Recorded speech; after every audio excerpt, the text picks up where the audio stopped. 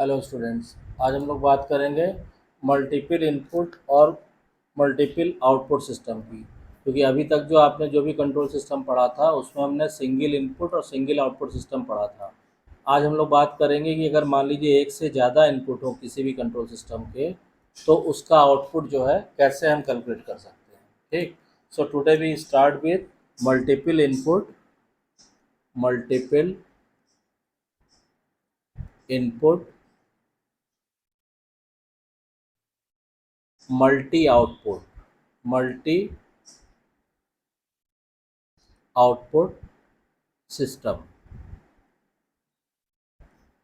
इसको हम शॉर्ट में मीमो भी बोलते हैं, multiple input multiple output system. तो देखिए इसमें क्या होता है कि अगर दो या दो से ज़्यादा इनपुट एक्ट कर रहे हैं किसी भी सिस्टम पे, तो each input can be treated independently of the others. यानी हर इनपुट को हम इंडिपेंडेंटली हैंडल करते हैं दूसरे की अपेक्षा। ठीक है, और जो कंप्लीट आउटपुट निकालना होता है, the complete output can be obtained by adding the effect of each input. तो जो कंप्लीट आउटपुट निकालना है, हम मान लीजिए एक इनपुट से जो आउटपुट आया वो प्लस दूसरे इनपुट से जो आउटपुट आया वो, उनका जो कंबाइंड इफेक्ट होगा वो फाइनल आउटपुट होगा। अब इसको समझने के लिए मान लीजिए हम एक मल्टीपल इनपुट वाला सिस्टम ड्रॉ करते हैं।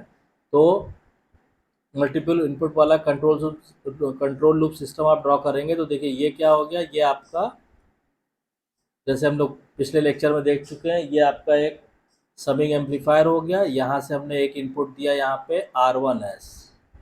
ठीक, उसके बाद ये हो गया एक ब्लॉक लगाया हमने यहाँ पे जिसका ट्रांसफ़र फंक्शन क्या है, G1S। ठीक है, यहाँ पे ले आए, यहाँ पे क्या है, एक और समिंग पॉइंट है। यहाँ पे हम दूसरा इनपुट आ रहा है, सपोज कीजिए ये R2S, R2S। ठीक है, फिर यहाँ से जो आउटपुट मिला इसको हमने पास किया दूसरे ब्लॉक में, किसमें, G2S में। ये आ गया G2S। ठीक, और यहाँ पे हमारा ये फाइनल आउटपुट आ रहा है CS। और इसमें फीडबैक जो है, क्योंकि बगैर फीडबैक के तो क्लोज लूप सिस्टम होगा नहीं, यहाँ से आउटपुट का कुछ पोर्शन वापस हमने इसमें इनपुट कर दिया through a feedback transfer function HS। तो ये हो गया हमारा, क्या है ये, HS। क्लियर। तो ये एक तरह से एग्जाम्पल हो गया मल्टीपल इनपुट और सिंगल आउटपुट का। तो देखिए यहाँ पे एक सिंगल आउटपुट क्या है, CS है, और दो इनपुट है यहाँ पे R1S और R2S। अब हमको जब CS निकालना है तो हम क्या करेंगे कि एक एक करके दोनों इनपुट को कंसीडर करेंगे।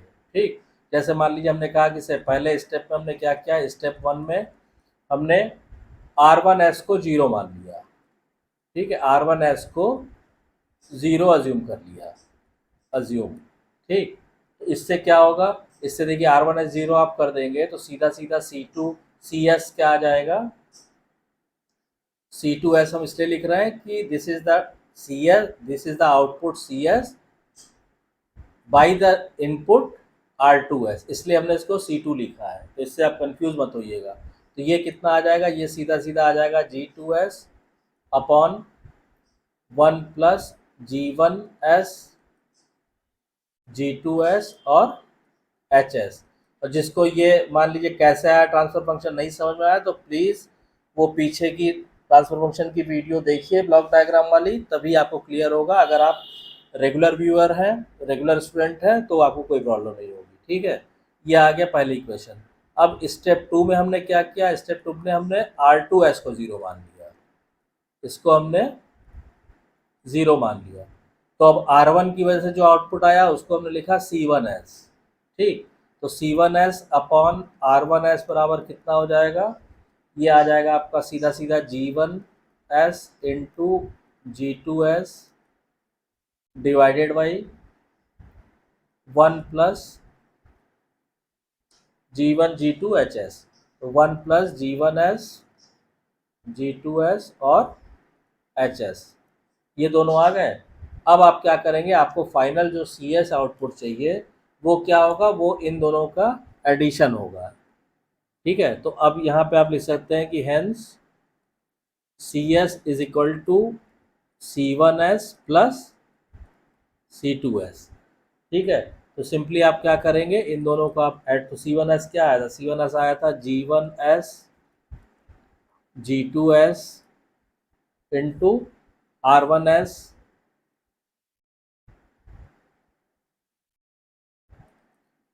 Divided by 1 plus G1S G2S और HS प्लस हमने किया G2S R2S divided by 1 plus G1S G2S और HS। ठीक है, अब आप क्या करिए, इसको एलसीएम लेके ऐड कर दीजिए, तो सीधा सीधा ये क्या आएगा, G2S अगर हम कॉमन ले लेंगे ऊपर, नीचे तो यही रहेगा, तो नीचे आप इसको एज इट इज लिख दीजिए G1S G2S HS, और ऊपर कॉमन लेने के बाद सिंप्लीफाई करके ये आ जाएगा R1S G1S प्लस R2S। ये फाइनल आउटपुट की एक्सप्रेशन आ जाएगी दोनों इनपुट की वजह से। ठीक, अगर इसको मैट्रिक्स फॉर्म में लिखना चाहें तो हम लिख सकते हैं कि MIMO system can be expressed in matrix form. ठीक है, नीमो सिस्टम को मैट्रिक्स फॉर्म में ऐसे लिख सकते हैं, यहाँ तो हम लिख देंगे output C1 C2 up to Cn। C1 क्या है, output due to R1, C2 क्या है, output due to R2, C3 क्या है, output due to R3 input, ऐसे। तो इसको हम लिख देंगे, ये कॉलम मैट्रिक्स हो गई, इज इक्वल टू यहाँ पे जो ट्रांसफर फंक्शन की मैट्रिक्स आएगी वो हो जाएगी G11S फिर G12S, ऐसे चला जाएगा। फिर ऐसे ही नीचे जब आप आएंगे कॉलम वाइज, तो यहाँ पे हो जाएगा GM1S, जितने भी इनपुट है उस हिसाब से मैट्रिक्स बन जाएगी, और यहाँ पे इसके इनपुट आ जाएंगे R1S R2S up to RMS। ठीक है, तो इससे क्या होगा कि इससे आपको, अगर इसको हम ऐसे भी लिख सकते हैं कि CS is equal to GS into सीधा सीधा हो गया आपका RS। ये सारे इनपुट की कॉलम मैट्रिक्स हो गई, ये ट्रांसफर फंक्शन की कॉलम मैट्रिक्स हो गई, और ये आउटपुट की मैट्रिक्स हो गई। ठीक, तो इसको आप CS equal to GS into RS भी लिख सकते हैं, जहाँ पे GS क्या है ये आप ध्यान रखिएगा, where GS is the matrix transfer function, ये मैट्रिक्स का ट्रांसफर फंक्शन है। ठीक है, ये वाली जो आपने मैट्रिक्स यहाँ पे ये बनाई हुई है आपने, इसका ट्रांसफर फंक्शन है।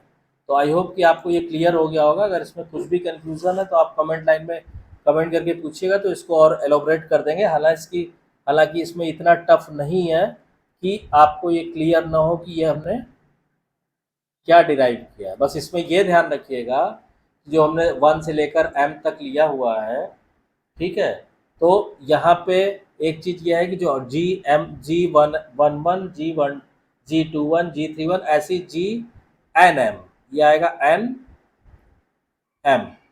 ठीक है, या इसको मान लीजिए फिर से लिख देते हैं, क्योंकि यहाँ पे ये जो आएगा ये आएगा आपका GNM। ठीक, क्योंकि नंबर ऑफ आउटपुट देख रहे हैं N है, और नंबर ऑफ इनपुट, यानी इस सिस्टम में आपको ये चीज़ ध्यान रखनी होगी इस सिस्टम में कि नंबर ऑफ आउटपुट कितने हैं, C1 C2 से लेकर Cn तक, यानी n आउटपुट है। ठीक, और नंबर ऑफ इनपुट कितने हैं, R1 R2 R3 से लेकर Rm तक। ठीक है, M इनपुट है।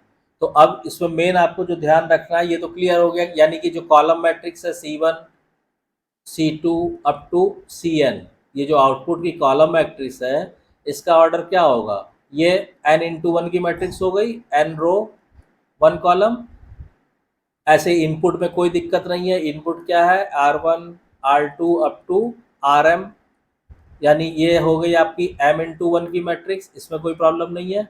जो G की मैट्रिक्स है वो आपको ध्यान रखना पड़ेगा कि उसका ऑर्डर क्या होगा। तो G की जो मैट्रिक्स है वो है G1m, फिर G1m लिख दिया हमने, G11 होगा ना पहला एलिमेंट, तो इसको ये हमने लिखा G11 G12, ऐसे गाड़ी जाएगी आपकी G1m तक, फिर G21 G22, ऐसे ही जाएगा आपका G2m तक। ऐसे ही नंबर यहाँ पे रोज कितनी हो जाएगी, Gn1 से लेकर Gn2 से लेकर और Gnm तक, यानी ये जो मैट्रिक्स होगी इसमें रोज कितनी होंगी, n, और कॉलम कितने होंगे, m। मतलब जितने आउटपुट हैं वो नंबर ऑफ रोज होंगी और जितने इनपुट हैं वो नंबर ऑफ कॉलम होंगे। यानी ये जो मैट्रिक्स ट्रांसफर, ये जो मैट्रिक्स है ट्रांसफर फंक्शन की, मैट्रिक्स ट्रांसफर फंक्शन, तो ये मैट्रिक्स n×m ऑर्डर की होगी, जिसमें n नंबर ऑफ आउटपुट होंगे किसी भी सिस्टम के और m नंबर ऑफ इनपुट होंगे। मतलब सपोज कीजिए अगर हमने आपको एक क्वेश्चन बना के दिया जिसमें सपोज कीजिए 2 इनपुट हैं और 4 आउटपुट हैं, ऐसे समझ लीजिए, ठीक। तो उसके लिए जो आपकी ये मैट्रिक्स आएगी ये किस ऑर्डर की होगी, 2 चलिए नेक्स्ट स्लाइड पे चलते हैं। यहाँ पे मान लीजिए हमने कहा कि आपको हमने नंबर ऑफ इनपुट दे दिया, कितने हैं, 2। नंबर ऑफ आउटपुट दे दिया हमने उस सिस्टम का, कंट्रोल सिस्टम का, 4। तो जी की जो मैट्रिक्स होगी वो किस ऑर्डर की होगी, 2×4 ऑर्डर की। मतलब 2 रो होगी उसमें और 4 कॉलम होंगे। मतलब कहाँ से शुरू होगा, G11 G12 G13 G14 ऐसे, और दूसरी रो होगी G21 G22 G23 और G24। ठीक है, बस मेन जो आपको ध्यान रखने वाली चीज़ है वो ये है। तो आई होप कि आपको ये कॉन्सेप्ट क्लियर हो गया होगा। अगर कोई भी कन्फ्यूज़न है तो आप कमेंट लाइन में कमेंट करके पूछ सकते हैं। और अगर आपको वीडियो कंटेंट पसंद आ रहा